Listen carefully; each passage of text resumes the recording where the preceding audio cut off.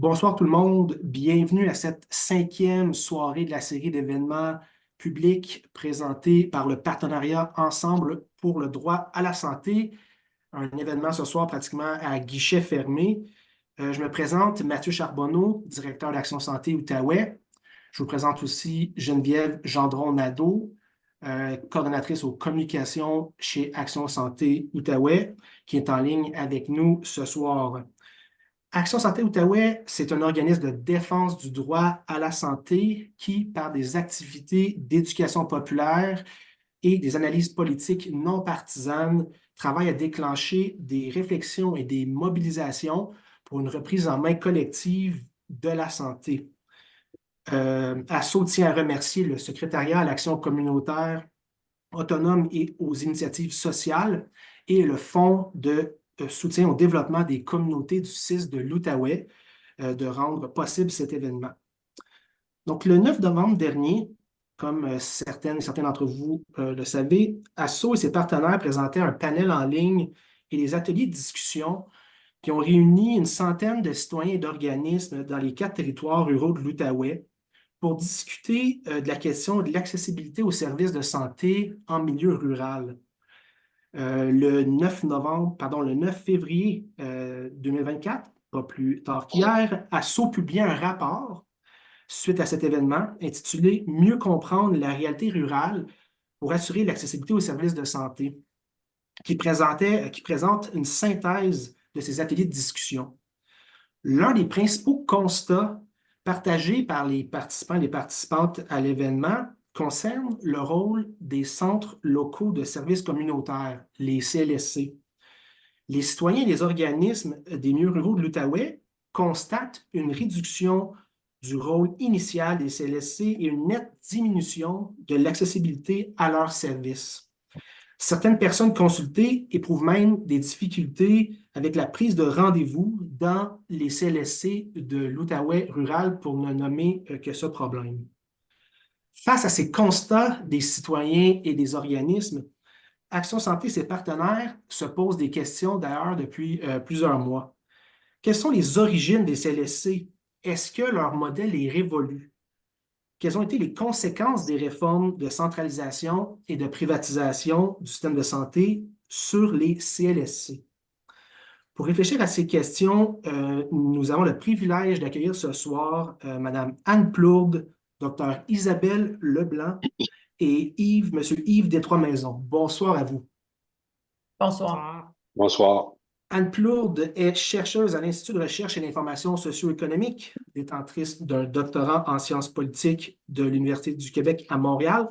Ses domaines de recherche portent sur les rapports entre capitalisme, État et politique sociale. Elle s'intéresse particulièrement aux politiques et aux réformes récentes dans le réseau de la santé. Elle est l'autrice de plusieurs études et de l'essai Le capitalisme, c'est mauvais pour la santé, publié en 2021 aux éditions Éco-Société. Dr Isabelle Leblanc est médecin de famille travaillant en soins de première ligne. Elle s'est dirigée vers la médecine après une formation en anthropologie et en littérature. Dr Leblanc a fait ses études médicales à l'Université d'Ottawa et sa résidence à l'Université McGill. Professeure adjointe au département de médecine familiale de l'Université McGill, elle a enseigné la bioéthique, la communication interprofessionnelle et les enjeux sociaux de la santé. Elle pratique et enseigne dans Côte-des-Neiges à Montréal et elle milite au sein de l'organisation Médecins québécois pour le régime public depuis 2011. Yves Destroi-Maisons est diplômé en travail social de l'Université du Québec à Hull, maintenant devenu l'UQO. Il commence à travailler en santé mentale en Outaouais comme travailleur social en février 1988. Après 22 ans dans ses fonctions, il devient organisateur communautaire pour les 8 prochaines années. Après un départ dans le contexte de la réforme Barrette, il est récemment revenu dans le réseau de la santé comme agent de relations humaines. Donc, ce soir, ASSO vous présente ce beau panel de discussion et nous prendrons des questions du public par écrit dans le chat après le panel. Sans plus tarder, allons-y, entrons dans le vif du sujet. Anne Plourde, encore une fois, bonsoir. Bonsoir. Commençons par le début. par les origines. D'où viennent les CLSC? Pourquoi ont-ils été créés à un certain point dans l'histoire du Québec? Oui, premièrement, je voudrais peut-être juste prendre un petit moment pour vous remercier pour l'invitation. Je suis vraiment très contente d'avoir un endroit pour venir parler des CLSC, qui sont une grande passion pour moi. J'ai fait ma thèse de doctorat sur l'histoire des CLSC. C'est un modèle qui m'intéresse énormément. Donc, je suis très contente d'avoir l'occasion d'en parler ce soir. Les CLSC ont été créés au début des années 70 en même temps que le réseau public de santé et de services sociaux du Québec, donc en 1971, là, avec la loi sur les services de santé et les services sociaux, la L4S. En fait, c'est pas uniquement une initiative gouvernementale, les CLSC, ce modèle-là est vraiment le résultat d'une mobilisation citoyenne, des mouvements citoyens, des mouvements sociaux, des mouvements syndicaux des années 50 et 60 qui se sont mobilisés d'abord pour le développement d'un système public de santé, d'une assurance maladie publique universelle, d'abord c'est ça, pour une assurance maladie publique et universelle, et éventuellement aussi pour le développement de services publics de santé. Il faut savoir qu'il y avait des graves problèmes d'accès aux services de santé à cette époque-là. D'abord parce que les services n'étaient pas couverts par l'assurance maladie, donc les gens devaient payer de leur poche, mais aussi parce que les services de santé, donc les hôpitaux, les cliniques médicales, se développaient principalement dans des endroits où c'était rentable de pratiquer. Donc, typiquement dans des quartiers plus favorisés ou encore dans des quartiers urbains. Donc, il y avait un sous-développement des services dans les milieux ruraux et aussi dans les quartiers plus défavorisés où les gens n'avaient pas les moyens de payer pour des services. Donc, dans les années 60, à la faveur du développement des mouvements citoyens, des comités de citoyens, il y a des comités de citoyens qui ont décidé de prendre le taureau par les cornes et de créer leur propre clinique populaire dans les quartiers défavorisés pour tenter de répondre aux services, aux besoins de la population qui n'étaient pas répondus par les services privés qui existaient à l'époque. Il y a eu aussi une mobilisation pour que l'État lui-même mette en place des services publics accessibles à l'ensemble de la population. Et le modèle des CLSC, il est fortement inspiré de celui des cliniques populaires de l'époque. C'est un modèle très particulier qui a été implanté au Québec, mais qui n'a pas vraiment d'équivalent ailleurs dans le monde. C'est un modèle qui est particulier d'abord parce que une des grandes originalités de ce modèle-là, c'est de vouloir offrir un réseau complet de cliniques publiques de première ligne. Très souvent, les services de première ligne, là, dans la plupart des pays capitalistes, des pays occidentaux, c'est des services qui sont offerts dans un cadre privé. Donc, ce sont des cliniques privées de médecins, la plupart du temps, qui offrent les services de première ligne.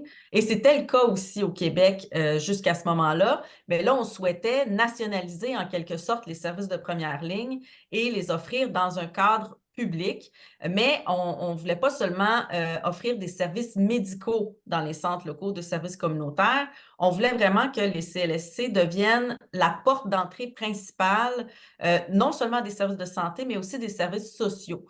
Donc, les CLSC, c'était supposé d'être l'endroit où peu importe nos besoins en termes de santé, en termes de problèmes sociaux, de problèmes de santé, on allait cogner à la porte des CLSC pour obtenir des services.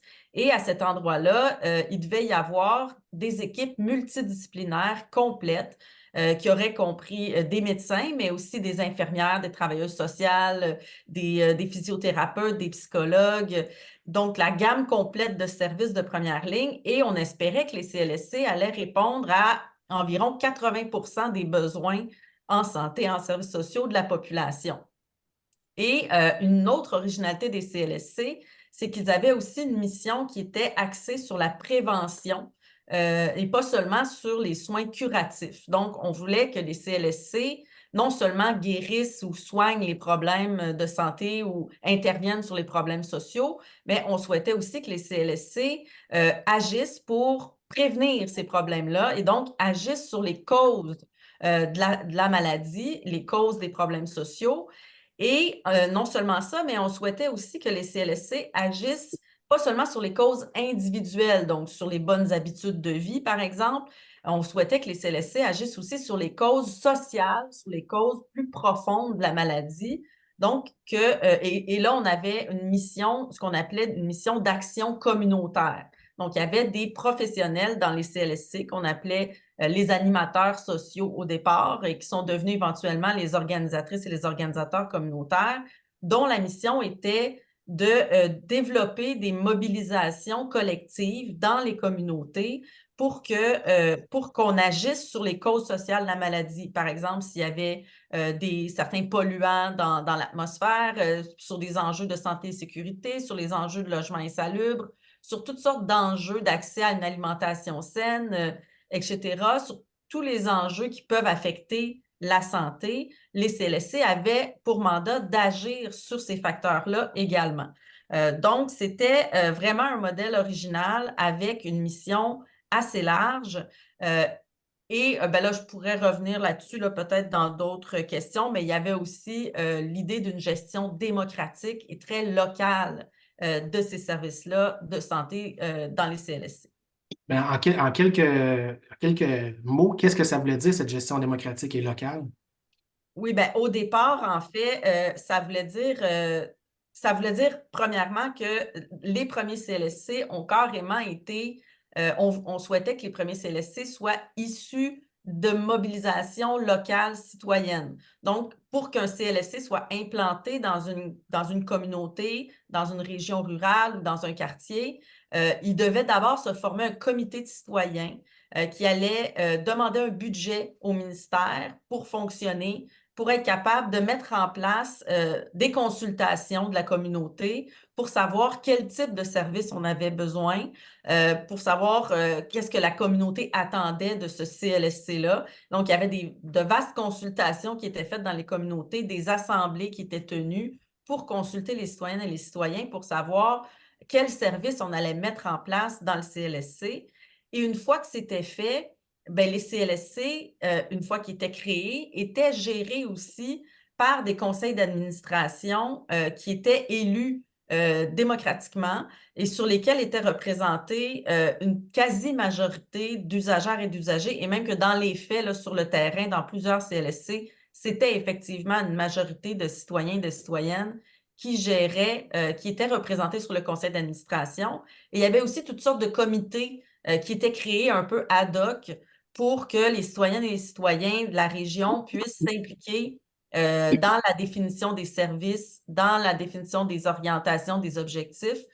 Donc, il y avait vraiment un ancrage local, communautaire de ces établissements-là avec une vraie gestion démocratique qui a rapidement été remise en question là, même dès le milieu des années 70. Mais disons, dans leurs premières années, les CLSC ont véritablement eu un fonctionnement démocratique.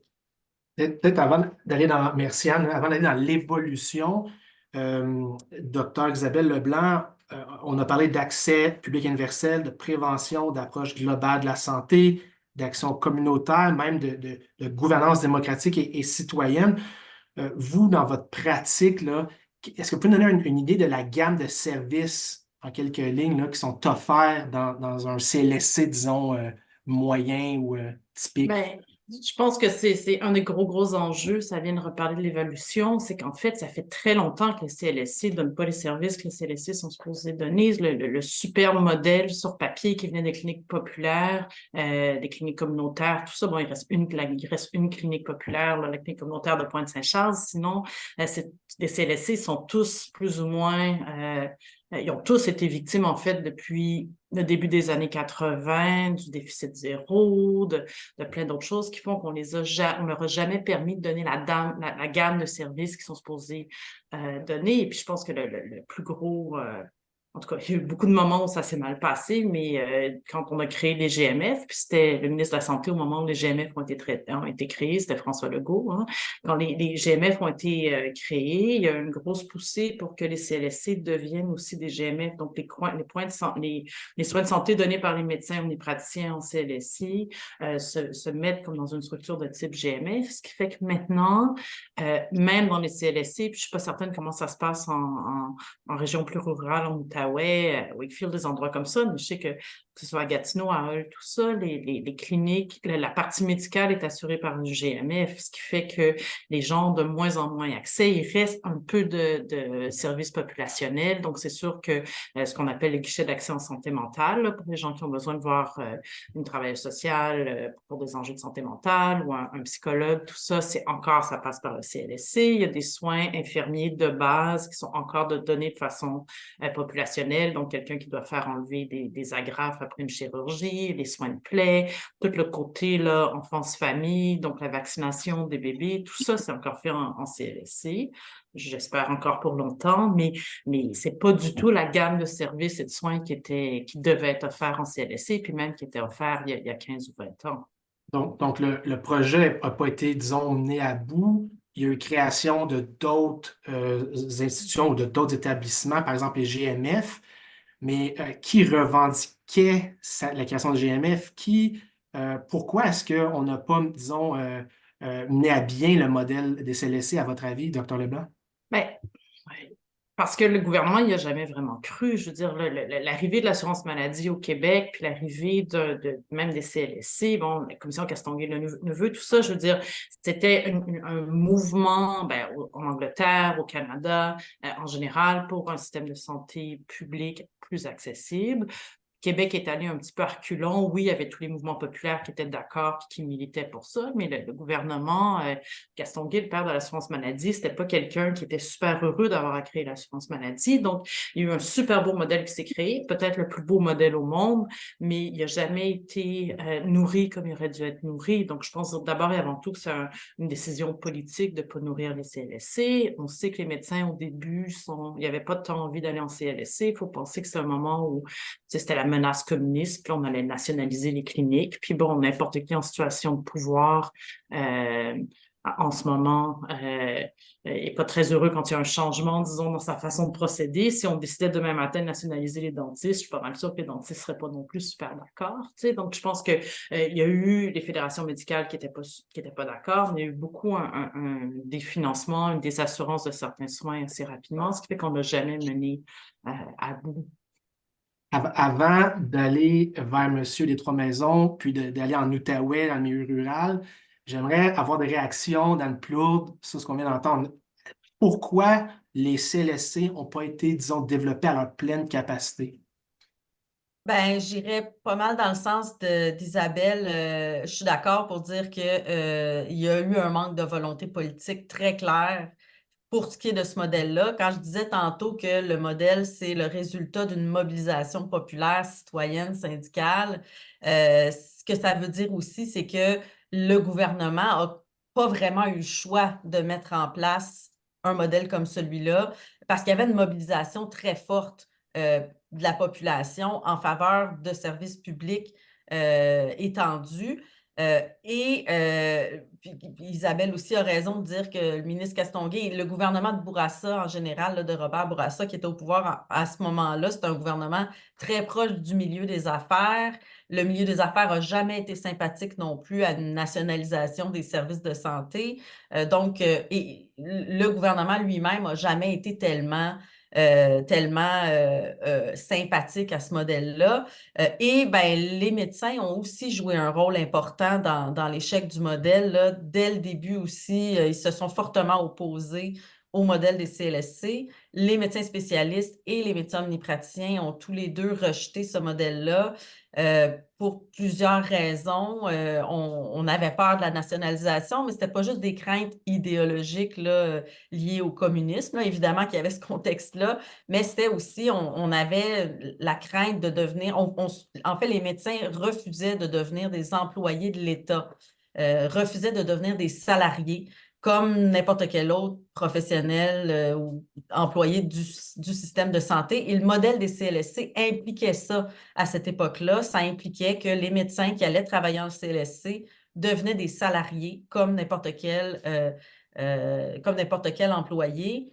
Les médecins n'étaient pas non plus tellement sympathiques à la gestion démocratique des CLSC, que leur pratique soit subordonnée. Et là, quand je dis les médecins, je ne dis pas tous les médecins, là. Il y a des médecins qui sont allés pratiquer en CLSC et qui ont aimé ce modèle-là, qui ont adhéré à ce modèle-là. Mais disons, les médecins en tant que profession, puis les fédérations médicales, les prises de position qui ont été faites, c'était vraiment une antipathie, une certaine antipathie à l'égard de la démocratisation, de la gestion démocratique, parce qu'on disait, c'est comme si on donnait le contrôle de l'avion à des passagers au lieu de laisser ça entre les mains du pilote. Donc, il y avait une crainte de voir la pratique médicale subordonnée aux patientes et aux patients. Il y avait une crainte de perte de rémunération aussi, évidemment. Donc, les médecins se sont fortement mobilisés contre ce modèle-là et avec succès, en fait. Ils ont développé un réseau de polycliniques privées en réaction à la création des CLSC pour essayer en quelque sorte de, de, de, de copier le modèle des CLSC, mais dans un cadre privé. Donc, ils ont développé leur réseau de polycliniques privées, souvent à côté des CLSC. Il y a eu des appels à boycotter le modèle des CLSC par les médecins. Donc, les médecins, en bonne partie, refusaient d'aller pratiquer en CLSC et ceux qui choisissaient d'y aller malgré tout subissaient les pressions de leurs collègues là, pour ne pas y aller finalement. Et ben, tout ça, ça a contribué au fait que très rapidement, on a revu le modèle des CLSC, ce que j'ai décrit au départ comme l'espèce de modèle idyllique que j'ai décrit au départ, qui a effectivement existé sur le terrain là, pendant une dizaine d'années, au moins là, dans certaines régions, dans certains quartiers. Il y a vraiment eu ce modèle-là qui a existé et qui a perduré dans les pratiques pendant un certain temps. Mais très rapidement, le modèle a été revu par le gouvernement sous la pression des médecins et aussi parce que le gouvernement lui-même n'était pas tellement sympathique finalement à ce modèle-là. Donc, rapidement, on a transformé le modèle des CLSC en un modèle complémentaire, en quelque sorte, aux cliniques privées.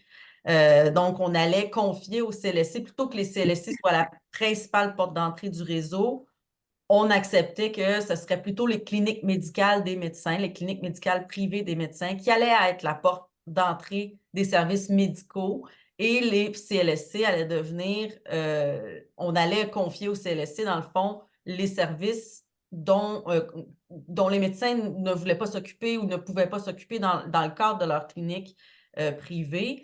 Donc, le mandat, la mission des CLSC, très rapidement a été étriqué par cette évolution-là, en plus du fait qu'il y a eu un sous-financement chronique, là, comme Isabelle le disait, on n'a jamais vraiment donné aux CLSC les moyens d'accomplir pleinement leur mission.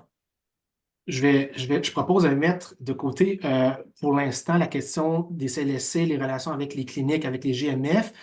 Yves des Trois-Maisons, pour vous qui avez œuvré pendant plus de 30 ans là, dans les CLSC, dans la pratique comme professionnel de la santé, quels ont été les impacts là, de ces réformes successives qui ont nui notamment au CLSC concrètement là, pour vous et vos collègues? Ben, moi, j'ai travaillé 30 ans au CLSC de la Petite Nation à Saint-André-Avelin et au fur et à mesure des fusions, on a vu le pouvoir décisionnel quitter peu à peu la région pour aller vers les grands centres. J'ai travaillé dans un CLSC où il y avait une clinique médicale où des médecins adhéraient au principe du CLSC. Il y en avait un laboratoire où il y avait des prises de sang. On avait une radiologie, on avait une mini-urgence qui est encore une fois contestée. Et il y a comme un désir de fermer cette mini-urgence-là. Ça plane toujours au-dessus. Et ce que j'appréciais quand j'ai été engagé au CLC de la Petite Nation, c'est que j'arrivais dans une communauté. Je m'ancrais dans une communauté comme citoyen et comme travailleur social. Et ce CLSC-là offrait une gamme de services de la petite enfance à la fin de vie avec les soutiens à domicile. Et tout le monde s'affairait à offrir le meilleur service à la population. Et il y a eu des cliniques de vaccination, des cliniques de dépistage des enfants en difficulté. Il y avait des groupes de stimulation pour ces enfants-là, pour les préparer à l'école. Il y avait des services d'hygiène dentaire, d'hygiénistes dentaires dans les écoles. Il y avait de la promotion, de la prévention par rapport à la prévention des grossesses à risque dans les écoles en donnant de l'éducation sexuelle aux étudiants. Il y avait des cours prénataux. Je ne sais même plus si ça existe encore, les cours prénataux. Euh, il y avait une gamme de services qui faisait en sorte qu'on s'occupait et de la maladie, mais aussi de l'environnement social autour de la maladie. Et moi, on avait constaté une recrudescence de violence conjugale et j'avais pu créer avec l'administration, avec l'accord de l'administration, un groupe de thérapie pour hommes violents que j'ai co-animé pendant 18 ans, ce qui serait plus possible aujourd'hui, à mon avis, dans un contexte de hiérarchie, en contexte de structurite aiguë du système, ce qui fait que les CLSC avaient une latitude parce que c'était géré par un conseil d'administration et un DG qui était sur place. Mon embauche, je me souviendrai toujours, c'est le directeur général du CLSC qui est participé au comité de sélection. Aujourd'hui, le DG n'a plus le temps de faire ça. Sinon, il se passerait son temps en comité de sélection. Et j'avais des questions à poser au directeur général. J'allais cogner à sa porte et il me répondait. Il y avait une accessibilité de la direction et de la gestion. Donc, quand on arrivait dans le CLSC, on arrivait dans un milieu de vie, dans un endroit où les gens, il y avait un endroit où aller, c'était au CLSC, c'était le point de référence des services. Et peu à peu, les services se sont distancés du CLSC. Je prends l'exemple du service 811 maintenant, qui est la porte d'entrée des CLSC. Les CLSC ne sont même plus la porte d'entrée des services, c'est le système 811 avec des entrevues téléphoniques formatées. On peut appeler 24 heures sur 24 peut-être, mais je serais curieux si je lance une idée d'étude à Mme Plourde, de l'augmentation du taux de suicide ou de l'augmentation des gens qui ne vont pas chercher des services après avoir contacté le 811 et d'être mis en attente sur une liste d'attente. Je serais curieux. Dans mon époque, à moi, il y avait l'accueil psychosocial qui était directement sur place. Les gens cognaient, les gens appelaient. Ils étaient vus rapidement. Et quand c'était urgent, ils étaient vus rapidement. On priorisait sur les listes d'attente. Il y avait un contact humain qui était perdu peu à peu. Et je trouve ça très dommage. Les ressources humaines étaient sur place. Là, actuellement, quand tu as un problème, tu payes, tu es un employé, ou tu appelles, je ne sais pas trop. J'espère ne pas avoir de problème avec ma paye, parce que je ne saurais pas où appeler. C'est une administration grandiose et gigantesque. Ce qui fait que, c'est juste un autre exemple de la différence. Pendant les 22 ans que j'ai travaillé en santé mentale, il y a toujours eu presque toujours eu deux psychologues qui ont été engagés dans notre équipe. OK? Et on a toujours eu des psychologues, il y en a un qui partait, était remplacé par un autre. Et depuis les réformes, depuis qu'ils ont centralisé les ressources humaines à Gatineau, ça devient presque impossible d'avoir des psychologues dans les régions pour d'autres facteurs. Une question de paye, une question les salaires n'étaient pas assez intéressants, n'étaient pas assez reconnus à leur juste valeur. Mais actuellement, quelqu'un qui est engagé par le réseau de la santé, les ressources humaines sont à Gatineau. Quand des postes ouvrent dans la petite nation, il y a tellement de pénurie de main-d'œuvre maintenant que les gens ont le choix. Et les postes qui sont davantage comblés, c'est en ville.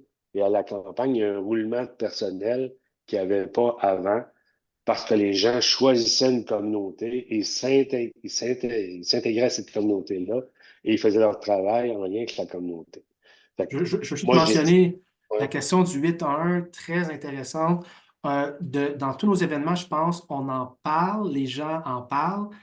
Puis je veux juste dire que c'est quelque chose, puis là, on va me dire que je me répète, mais qui est dans les cartons chez Action Santé Outaouais, la technologie, l'accessibilité aux services de santé est un enjeu. Et j'aimerais, pour retourner à Dr Leblanc, avoir là, votre expérience dans votre pratique. Là, est-ce que vous avez vécu des situations similaires à celles que décrit M. Destroi-Maisons au fil des années en CLSC? Mais c'est fascinant parce que moi, en fait, moi, je travaille pas en CLSC. Moi, je voulais travailler en CLSC, puis il n'y avait pas de poste. Fait que je sais qu'au début, tu sais, ce que Anne-Claude dit, c'est tout à fait vrai. Mais en fait, en ville particulièrement, les CLSC ont jamais eu de misère à recruter. Je pense qu'en région plus éloignée, ça a toujours été un gros enjeu. Mais en fait, les gens, là, les CLSC, c'est certaines franges de médecins qui se battaient pour aller travailler en CLSC. Donc, moi, je vais travailler en CLSC, mais je travaille pas en CLSC, je travaille dans un GMFU, donc comme une clinique qui est associée à un hôpital où on forme là, les médecins résidents qui deviennent des médecins de famille. Moi, j'aurais vraiment aimé ça, travailler en CLSC, mais ça n'a pas été possible parce qu'ils ont coupé les postes assez rapidement. Mais j'ai eu la chance de travailler pendant 3 ans avant que ça devienne un GMF, quand c'est juste une UMF, unité de médecine de famille. Puis ce que M. Destroi-Maisons dit sur l'accueil psychosocial, là, c'est tellement vrai. Moi, je me souviens, les gens venaient, ils étaient en détresse, ou des fois, je voyais mon patient, mais là, il y avait quelqu'un d'autre qui n'était pas mon patient qui l'accompagnait. Les gens étaient en détresse, c'était facile. On leur disait, vous allez au CLSC, vous allez à l'accueil psychosocial. Ils parlaient à quelqu'un. Ils arrivaient au CLSC, puis ils parlaient à quelqu'un tout de suite qui pouvait les diriger au bon endroit, qui pouvait des fois juste être en posture d'écoute, ça aide le monde, savoir qu'ils ont parlé à un être humain, puis qu'ils vont être pris en charge.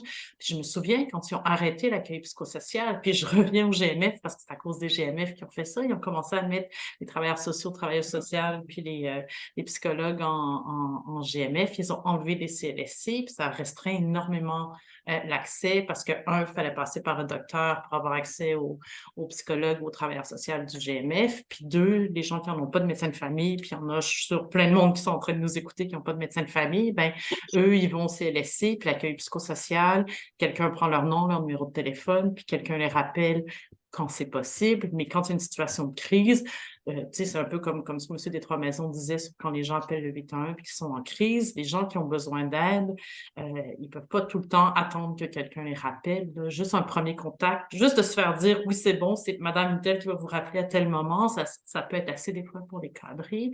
Fait que c'est sûr que la fin de l'accueil psychosocial, ça a été terrible. En enfance-famille, là, avant, il y avait une infirmière, il y avait tellement de soutien autour de l'arrivée d'un bébé. Les cours prénataux étaient en personne, là. Il y en a de plus en plus qui sont en Zoom avec des visites virtuelles de salle d'accouchement. Il y avait toujours une infirmière qui allait à la maison quand un bébé était né pour s'assurer que tout allait bien. Puis des fois, l'infirmière, elle appelait le travailleur social ou elle appelait quelqu'un, on disait, ben écoute, on a besoin d'aide. Maintenant, je sais pas comment c'est encore en Outaouais plus rural, mais je sais qu'il y a plein d'endroits où maintenant, c'est seulement si c'est le premier bébé. Après le premier bébé, il n'y a même plus personne. Si vous avez besoin, aller au CLSC pour peser l'enfant. C'est vraiment une énorme dégradation de l'accès aux soins non médicaux. Puis parlons pas de l'accès aux soins médicaux parce que les CLSC qui sont devenus des GMF, ben, avant, c'était vraiment populationnel. Tu allais au CLSC de ta région, puis t'envoyais un docteur. Il ne prenait pas toujours en charge pour tous tes problèmes, mais il y avait un sans rendez-vous qui était accessible à tout le monde. Puis maintenant, ben, c'est souvent restreint aux gens qui sont membres du GMF. Puis ça, c'est un très gros problème aussi. Donc, autrement dit, Anne-Claude, est-ce qu'on peut dire, comme Dr Leblanc le mentionnait, que les GMF ont directement nui au CLSC ou au fond, ça remontait avant les GMF, comme vous l'expliquiez plus tôt? Ah ben, c'est sûr que ça remonte avant les GMF. Comme je le disais, ça date dès le milieu des années 70. Là. Ça a été créé en 71, les CLSC, puis en 74, le gouvernement a imposé un moratoire sur la création de nouveaux CLSC, puis il a dit on va réévaluer le modèle, puis on va voir si on va continuer à le mettre en place. T'sais, déjà à ce moment-là, il y avait une remise en question de ce modèle-là. Puis très rapidement, on a redéfini sa mission, comme je le disais. Mais tout de même, les CLSC ont continué de jouer un rôle significatif pendant toutes les années 80-90, même s'il y a eu il y a eu une perte significative par rapport au modèle initial, mais il y avait quand même une large gamme de services qui étaient offerts dans les CLSC dans les années 80-90, les services à domicile, tous les services qui ont été nommés par mes copanélistes, c'était des services vraiment importants qui étaient offerts par les CLSC. Les GMF qui ont été créés au début des années 2000, c'est vraiment le clou dans le cercueil, je dirais, des CLSC. C'est vraiment le coup de massue qui a été donné au CLSC. Puis au même moment, en fait, ou à peu près au même moment, il y a eu la réforme Couillard qui a fusionné les établissements et qui a retiré au CLSC leur conseil d'administration et leur leur autonomie juridique. Donc, on a fusionné les CLSC à ce moment-là dans les C3S, donc les centres de santé et de services sociaux. On fusionnait les CLSC avec des hôpitaux, avec des CHSLD dans 95 régions. Donc.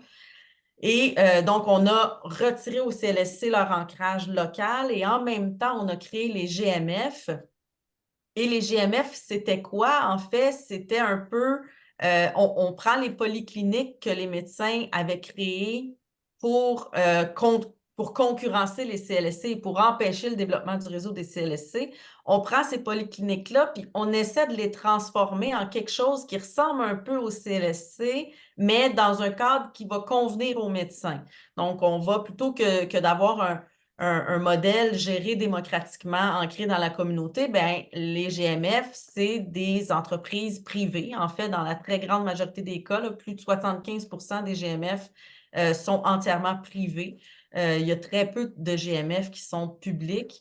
Donc, c'est des cliniques qui appartiennent aux médecins et ben, de moins en moins à des médecins, en fait, là, de plus en plus à des entreprises aussi qui ont rien à voir avec le milieu médical. Donc, c'est des entreprises qu'on a créées et auxquelles on tente de greffer des services qui ressemblent à ceux des CLSC, mais en vidant les CLSC de leurs propres services. Parce que, comme Isabelle le disait, mais ça, c'est arrivé un peu plus tardivement, là, disons à partir de la réforme Barrette, on a commencé à carrément prendre les professionnels dans les CLSC pour les envoyer dans les GMF. Ça a vraiment généré une perte de services importante pour les personnes qui n'ont pas accès au GMF. Moi, j'avais calculé que pour les consultations psychologiques de courte durée, une perte de 70 000 heures par année qui a été... puis pour les consultations psychosociales de courte durée, c'est une perte de, je pense, c'est 500 000 heures, quelque chose comme ça, là, par année qui a été perdue à l'échelle du Québec. Parce que dans les GMF, les personnes qui ont accès à ces services-là, c'est les personnes qui sont inscrites auprès des médecins du GMF. Alors que dans les CLSC, ben, c'était une responsabilité populationnelle. Là, on perd cet accès-là. Et en plus, dans les GMF, même pour les personnes qui sont inscrites, l'accès aux autres professionnels, donc aux travailleuses sociales, aux ergothérapeutes, aux autres professionnels qui sont transférés dans les GMF, ben, ça passe par les médecins. Il faut d'abord avoir un rendez-vous avec les médecins qui va décider qui va voir quel professionnel, qui va avoir accès aux professionnels. Donc, ça pose évidemment des problèmes d'accès pour beaucoup de gens. On a actuellement plus du tiers là, de la population qui n'a pas accès à un médecin de GMF. Donc, c'est quand même beaucoup de gens qui n'ont pas accès qui ont cessé d'avoir accès à ces services-là. Donc, clairement, oui, les GMF, ça a vraiment été un virage majeur qui a contribué fortement là, à miner le modèle des CLSC. Avant de retourner vers Monsieur des Trois-Maisons, la petite question naïve, est-ce que l'industrie des résidences privées pour aînés a aussi, au fond, notamment avec les services à domicile, pris une place que les CLSC jouaient auparavant ou je me trompe totalement? Non, ben tout à fait. En fait, les services à domicile, au départ, là, dans les années 80, quand on a finalement choisi quand j'ai dit tantôt qu'il y avait eu un moratoire là, en 1974, on se demandait si on allait garder ça, ce modèle-là des CLSC. En 1980, il y a eu un changement de gouvernement et là, le nouveau gouvernement a dit oui, on va garder le modèle des CLSC, mais on va en faire autre chose que ce que c'était supposé d'être au départ. Ça va devenir un modèle complémentaire aux cliniques privées. On va leur confier des missions qui ne seront pas prises en charge par les cliniques privées. Puis une des missions centrales qu'on a confiées au CLSC, c'est les services à domicile. Donc, on souhaitait que les CLSC deviennent le lieu principal de dispensation des services à domicile au Québec. Et ça a été le cas pendant un certain temps. On a professionnalisé le travail des femmes qui donnaient ces services-là. Donc, on a créé des postes d'emploi pour elles. C'est devenu les auxiliaires en santé et services sociaux, les auxiliaires familiales et sociales qui sont devenus les auxiliaires en santé et services sociaux qui dispensaient les services à domicile. Mais depuis la réforme Couillard du début des années 2000, et même avant ça, depuis le virage ambulatoire, il y a eu vraiment une privatisation très forte des services à domicile, très, très importante. Donc, il y a toutes sortes d'autres acteurs qui se sont mis à donner, des acteurs privés qui se sont mis à donner des services à domicile, les agences de placement, le chèque emploi-service et les résidences privées pour aînés, les entreprises d'économie sociale et les résidences privées pour aînés. Il y a vraiment depuis 3-4 ans là, une explosion du recours aux résidences privées pour aînés pour donner les services à domicile, avec comme résultat qu'aujourd'hui, c'est moins de 15% des heures de services d'aide à domicile de longue durée qui sont données par des employés de CLSC. La très, très grande majorité des heures de services à domicile de longue durée sont données, des heures d'aide à domicile de longue durée sont données par des employés d'acteurs privés, à but lucratif ou non. OK. Là, je ferme Mais les parenthèses. juste là-dessus, Oui, oui. Oui. les soins de santé, par contre, en RPA, sont donnés par les gens du CLSC. Donc là, il y a deux choses, là. Il y a les aides à domicile, les gens qui vont donner les bains, le travail des préposés, tout ça. Mais si quelqu'un est dans une RPA puis a besoin qu'une infirmière vienne, la grande majorité des RPA, il n'y a pas d'infirmière sur place, c'est le CLSC, les services à domicile du CLSC qui y va. Donc, le RPA, en fait, il phagocyte les services du CLSC. Là, Oui, c'est c'est ça. remboursé par le régime public ou c'est toujours financement individuel privé?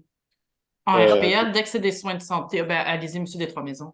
Moi, je suis revenu aussi au CLSC, au soutien à domicile dans le secteur de Buckingham et Tursault. Et le sujet du soutien à domicile, ça serait le sujet d'un débat en soi, tellement c'est complexe et tellement c'est particulier. On est souvent pris à offrir des services. On a une gamme de services à offrir, mais souvent on n'a personne pour les offrir. Surtout en milieu rural, les chèques emploi-service, on ne peut pas nous recruter des gens. Ça doit être la famille qui recrute ces personnes-là. On a des listes de personnes qu'on remet aux gens, mais on demande à des personnes vulnérables qui sont en perte d'autonomie, les familles qui sont souvent épuisés, de devenir des ressources humaines et de gérer les heures, gérer les payes, pas gérer les payes, mais gérer les feuilles de temps de ces personnes-là. Mais ça serait un sujet en soi. Par rapport au CLSC, effectivement, le soutien à domicile va dans les RPA, les infirmières vont dans les RPA. Moi, comme travailleur social, je vais comme agent de relations humaines. Excusez, je ne veux pas me faire blâmer par l'ordre.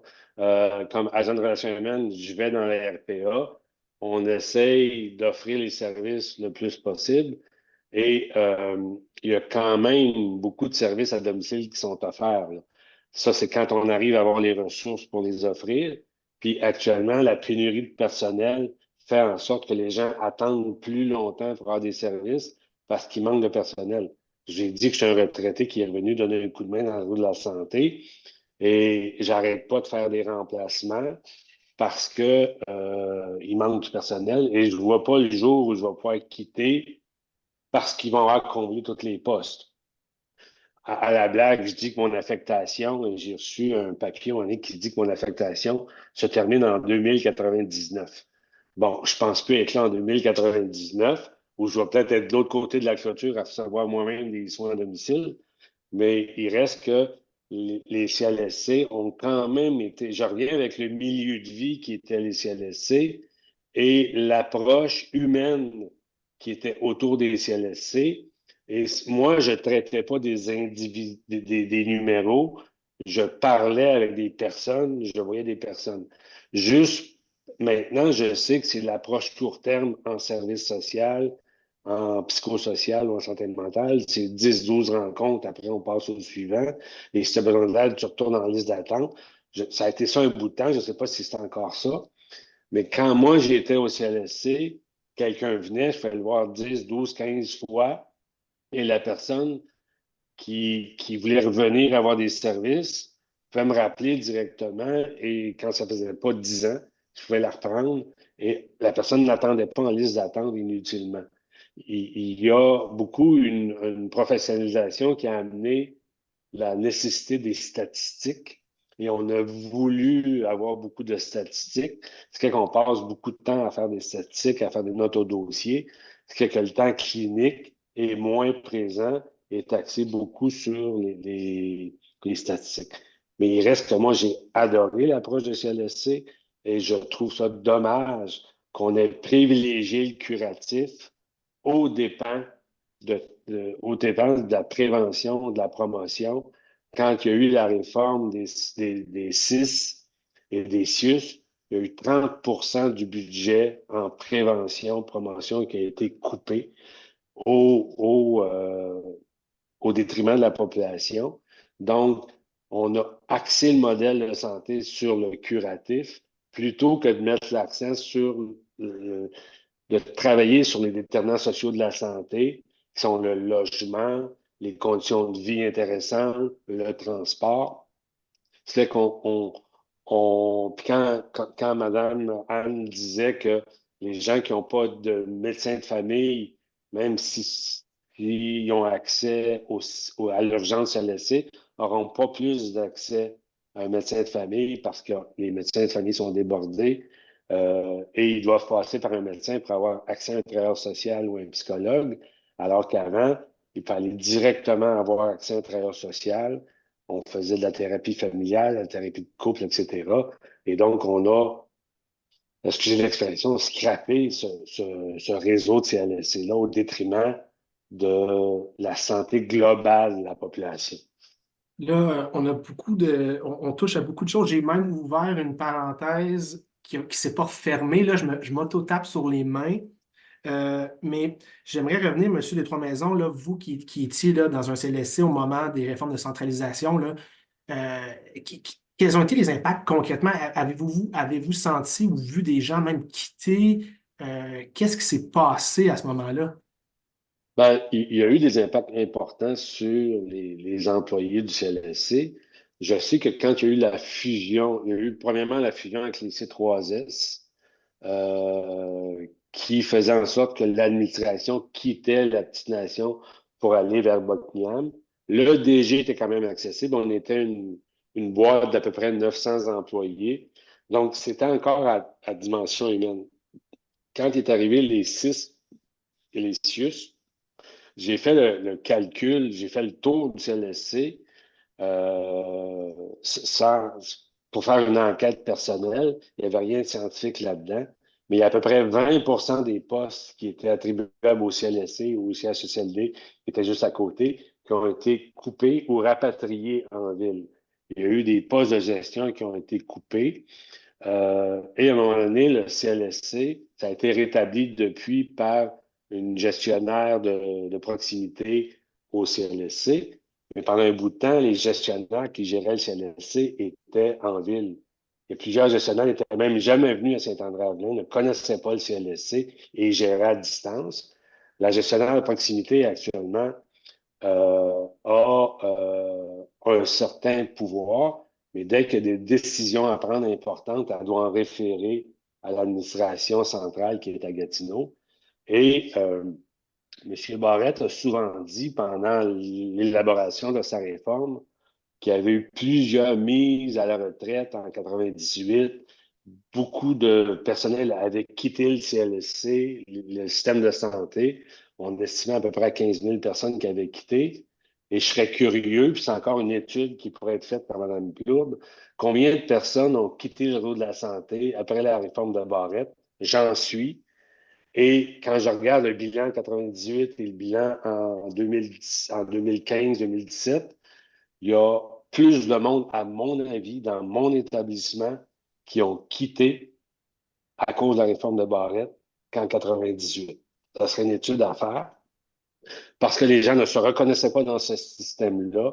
Les gens trouvaient que c'était un monstre administratif et des exemples très concrets de dysfonctionnement. Euh, le système de poste, OK, juste un système bien basique de poste, là. Quand c'était le CLSC, il y avait une adjointe administrative il y avait des lettres envoyées par le CLSC, il y avait une timbreuse au CLSC, l'adjointe administrative timbrait les lettres, allait porter ça au bureau de poste directement, et du bureau de poste de Saint-André-Avelin, c'était trié. Et des fois, le lendemain, quand les lettres partaient du CLSC pour aller vers quelqu'un au CLSC, ça se rendait le lendemain et le surlendemain. Avec la fusion des CIS, le système de poste a été centralisé à Gatineau. Il n'y a plus de timbreuse à Saint-André-Avelin. La poste part avec quelqu'un qui fait le courrier, va vers Gatineau. C'est géré à Gatineau, c'est envoyé. Ce qui fait que des fois, avant de recevoir une lettre, ça peut prendre 2, 3 semaines quand ça passe par le tri. Il y a déjà, maintenant, tous les achats d'équipements sont centralisés à Gatineau. Au début de la fusion, il y a un frigo avec des vaccins au CLSC qui a brisé. À l'époque du CLSC, l'administration du CLSC aurait été dans un magasin local ou proche, acheter un frigo, l'aurait amené au CLSC et on aurait remplacé, on aurait mis les vaccins dedans, on n'aurait pas eu de perte. Là, ça a pris 1 mois avant qu'un nouveau frigo arrive et tous les vaccins ont été perdus parce qu'il n'y a pas d'autre place que d'entreposer. Des exemples comme ça, il y en a plein. On a uniformisé mur à mur les directives qui étaient bonnes pour la ville, mais qui étaient moins bonnes pour les régions comme la nôtre. Un autre exemple qui a l'air banal, mais c'en est un, quand on devait aller en formation ou on devait aller dans une réunion en dehors de notre territoire, il fallait maintenant passer par une agence de location de voitures à Gatineau. Okay? À un moment donné, comme organisateur communautaire, j'ai une réunion à Saint-Eustache. Saint-André est entre Saint-Eustache et Gatineau. Et mon patron m'a dit, il faut aller à Gatineau, louer une voiture pour aller à Saint-Eustache. Là, je dis, ma réunion, le lendemain, à Saint-Eustache, était à 8h30. Le lieu de location d'auto ouvre à 8h30, donc je ne peux pas être là. Donc, il est en train de me dire que la veille, il faut que je parte à Gatineau, je fasse 1 heure de route à aller louer une voiture, laisser ma voiture là, revenir avec la voiture chez moi pour dormir chez moi, partir le lendemain pour aller à Saint-Eustache, revenir par Saint-André-Avelin, passer tout droit, aller à Gatineau, porter la voiture, reprendre la voiture et revenir. Donc, ça n'avait pas de bon sens. Puis il a fini par comprendre que c'était bien plus simple de me payer mon kilométrage que de me payer 4 heures à faire du déplacement inutile pour sauver peut-être quelques cents. On voit la centralisation ne rime pas nécessairement avec efficacité, puis que le CLSC est effectivement, disons, un établissement qui était fait pour un système plus décentralisé. Ouais. Mais maintenant que le système a été décentralisé et privatisé à plus d'une reprise, et là, je nous amène à une question de conclusion. Docteur Leblanc, selon vous, est-il possible de ramener des services perdus au fil du temps en CLSC? Est-ce qu'on peut repenser leur formule? Est-ce que les CLSC peuvent s'adapter aux innovations, par exemple, la télémédecine? Donc, pour vous, quel est l'avenir des CLSC? Juste rapidement pour revenir sur ce que M. Détrois-Maisons disait, je pense qu'un des gros enjeux de la centralisation, c'est qu'on a mis l'hôpital au cœur des CIS, puis après des CIUS, puis des C3S et tout. Puis on a gardé la première ligne, la prévention, la mission populationnelle en bas de tout. Les gestionnaires, c'est des gestionnaires d'hôpitaux, ils ne voient pas ce qui se passe en CLSC. Puis ça, c'est...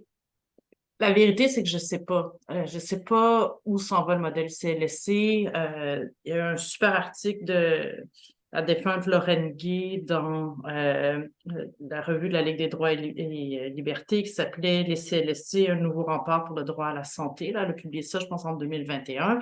Puis je vais faire mienne un peu sa conclusion. C'est un article super, je vous enverrai le lien si vous le connaissez pas. Sa conclusion, c'est qu'il faut garder le modèle des CLSC, mais il faut peut-être repartir à zéro. Je ne sais pas, moi, si le modèle CLSC, là, tel qu'il est en ce moment, des bâtisses qu'on appelle des CLSC, si on peut leur remettre la mission. C'est sûr que ça prend un énorme changement dans la façon dont on regarde notre système de santé, ça prend moins de pouvoir aux médecins, mais ça prend d'abord et avant tout des décideurs locaux. Puis plus ça va, moins il y en a des décideurs locaux. Puis avec Santé Québec, ça va être encore pire. Il va y avoir personne sur le terrain qui va avoir son mot à dire sur quoi que ce soit. Fait qu'il y a une partie de moi qui a envie de dire « Ah oui, j'aimerais vraiment qu'on puisse réhabiliter le modèle CLSC, mais je suis rendue à me dire peut-être qu'il faut qu'on reparte sur un nouveau nom, tu sais, qu'on fasse un modèle semblable, parce que le modèle est extraordinaire. Quand je faisais ma médecine à Ottawa au début des années 2000, ils nous présentaient, là, en Ontario, l'autre bord de la rivière, ils nous présentaient le modèle des CLSC comme étant le meilleur modèle au monde. Là, ils en parlaient avec de l'envie dans la voix, puis après, quand tu arrives dans le milieu, tu vois que ça marche pas comme c'est supposé marcher. C'était un peu débuzzant, là, mais tu sais, je pense que oui, il y a des choses qui peuvent être faites, puis oui, les CLSC, si on leur redonne une gestion locale, le CLSC peut s'adapter à tous les changements technologiques, incluant la télémédecine. Est-ce que la télémédecine, c'est vraiment une bonne façon de pratiquer la médecine ou les soins? Je sais pas, ça serait pour un autre débat, ça, mais tu sais, je pense que si on redonne le pouvoir local aux gens qui vont gérer les CLSC, ils vont peut-être dire que à Tursault, c'est nécessaire d'avoir un meilleur accès à la télémédecine, puis qu'à Elmer, un peu moins. Tu sais, je pense que ça va être aux gens locaux de prendre les décisions. Yves des Trois-Maisons, êtes-vous optimiste pour le futur des CLSC? Ben, plus les fusions sont grosses et plus je suis pessimiste par rapport au futur des CLSC, d'autant plus que je suis d'accord avec celle qui vient de me précéder, j'ai un petit blanc de mémoire, là. Plus la centralisation est grande et plus on s'éloigne des décisions locales et plus on nuit au CLSC. Je t'inquiète la démocratie. Tu sais, quand on était un territoire de CLSC, on parle de territoire de superficie, le territoire du CLSC est à peu près 3 000 km². Quand on a fusionné avec Buckingham, c'est un territoire d'à peu près 5 000 km². Actuellement, le 6 de l'Outaouais, c'est un territoire de 30 000 km². Et donc, c'est la grandeur à peu près de la Belgique. Et je ne pense pas qu'en Belgique, ils ont l'intention de fusionner tous les systèmes de santé. Et quand on pense à la Côte-Nord, c'est 400 000 km² et c'est quasiment l'équivalent de la Grande-Bretagne au complet dans le territoire de la Côte-Nord. Avec la formation de Santé Québec, on parle d'un territoire du Québec de 1,7 million de km². Donc, avec un seul système de santé, on a beau dire que c'est le modèle de la SAAC, mais la SAAC gère des permis de conduire et des plaques d'immatriculation. Le réseau de la santé, c'est drôlement plus complexe que juste gérer. Là, je veux pas dire qu'ils font pas grand-chose, là, mais le système de santé est beaucoup plus complexe que de gérer des plaques automobiles et des permis de conduire. Le territoire du Québec, c'est 1,7 million de km² et tu as 207 pays qui sont plus petits que le Québec. Et nous, on pense dire, le projet de loi 15 dit qu'on va avoir du service de proximité, mais c'est impossible dans un contexte où le territoire est si gigantesque, avec un seul conseil d'administration à Québec et des santé Outaouais, santé Estrie, mais qui vont tous être gérés par Québec. Ça devient très inquiétant. Heureusement qu'il y a des citoyens, qu'il y a des initiatives, des gens qui disent que ça n'a pas d'allure et qui se manifestent, mais je suis inquiet pour l'avenir des CLSC, surtout la démocratie locale. Plus les gens s'éloignent du pouvoir décisionnel et plus il y a un désengagement de la population et on se retrouve souvent pris avec ce qui vient d'en haut et on n'a plus de pouvoir sur ce qui se passe en bas. Une chance qu'il y a des gens comme Action Santé Outaouais qui Ouais. collaborent avec les citoyens et justement veulent ramener leur voix au centre du système de santé. C'était une petite pub gratuite. Anne Plourde, est-ce que vous penchez plus vers le pessimisme de M. Des-Trois-Maisons ou l'incertitude de Dr Leblanc dans un contexte où le projet de loi 15 adopté avant Noël, disons, poursuit la centralisation et la privatisation? On ne voit pas où est-ce qu'on va voir un retour de la gestion locale. On ne voit pas comment le personnel, par exemple, en GMF, pourrait être rapatrié en CLSC. On ne voit pas de véritable plan pour régler le problème du personnel. Donc, est-ce que les CLSC ont un bel avenir devant eux? Ouais, ben, je répondrais peut-être en deux volets sur cette question-là. D'une part, pour ce qui est de la réforme, puis cette nouvelle centralisation extrême là, qui nous est imposée. Moi, j'ai une certitude et je ne suis pas la seule à avoir cette certitude-là. Cette réforme-là va être un échec. Ça, c'est une certitude. Je ne suis pas du tout optimiste par rapport à l'issue de cette réforme-là. Elle va donner les mêmes résultats que les réformes précédentes parce qu'elle met en place les mêmes logiques et les mêmes tendances que les réformes précédentes. Puis ce qu'on sait, c'est que les réformes précédentes ont conduit à une détérioration de l'accès aux services et à des échecs. Et on sait que cette réforme-ci va être un échec aussi. Et dans cette perspective-là, nous, à l'IRIS, on a décidé de commencer dès maintenant à réfléchir aux solutions, en fait, à un plan alternatif pour remplacer cette réforme-là, parce qu'elle va nécessairement devoir être remplacée. Puis on a besoin de commencer à réfléchir maintenant à ce qu'on voudrait comme système de santé quand ça va être le moment de remplacer ce qu'on est en train de mettre en place en ce moment. Donc, je pourrais le partager aussi dans le chat. Là, on a publié dernièrement un petit fascicule là, qui présente 6 remèdes pour le système de santé au Québec. Puis un des remèdes qui est proposé, c'est un remède qui vise justement à la décentralisation des services. Et ce qu'on propose, c'est un retour à quelque chose qui ressemble au CLSC, mais à quelque chose qui est quand même nouveau. Donc, on propose, nous, la création de 400 points locaux de services, de 400 pôles sociaux, en fait. Puis le nombre de 400, là, ça correspond à peu près à ce qu'on prévoyait au départ quand on a créé les CLSC. Au départ, on prévoyait un CLSC pour chaque 10 000 habitants dans les régions rurales et un CLSC pour chaque 30 000 habitants dans les régions urbaines. Nous, on a appliqué cette norme-là à la population actuelle. Puis là, on prévoit, dans le fond, ce qu'on propose, c'est la création de 400 pôles sociaux qui seraient, dans le fond, des lieux, des instances décisionnelles gérées démocratiquement par des conseils d'administration élus avec un tiers de gestionnaires, un tiers d'employés, un tiers de citoyennes et de citoyens du territoire. Et ces pôles sociaux-là seraient responsables de gérer les services de santé, les services sociaux qui seraient dispensés sur le territoire concerné. Donc, on propose dans le fond la recréation d'un système décentralisé qui s'apparente un peu à celui des CLSC. Et on propose, en fait, l'autre avenue là, que je voulais mettre de l'avant en ce qui concerne les CLSC, puis est-ce que c'est possible de remettre en place un modèle qui ressemble à celui des CLSC? Une autre avenue aussi, en plus des pôles sociaux qu'on pourrait emprunter, c'est celle depuis 20 ans, on assiste à la GMFisation des CLSC. Hein? On est en train de prendre les CLSC puis de les transformer en GMF. Mais moi, ça fait déjà un moment que je me dis qu'on pourrait peut-être faire l'inverse, c'est-à-dire qu'on pourrait CLSiser les GMF. On a en ce moment un réseau de cliniques privées qui ont été financées par des fonds publics presque complètement.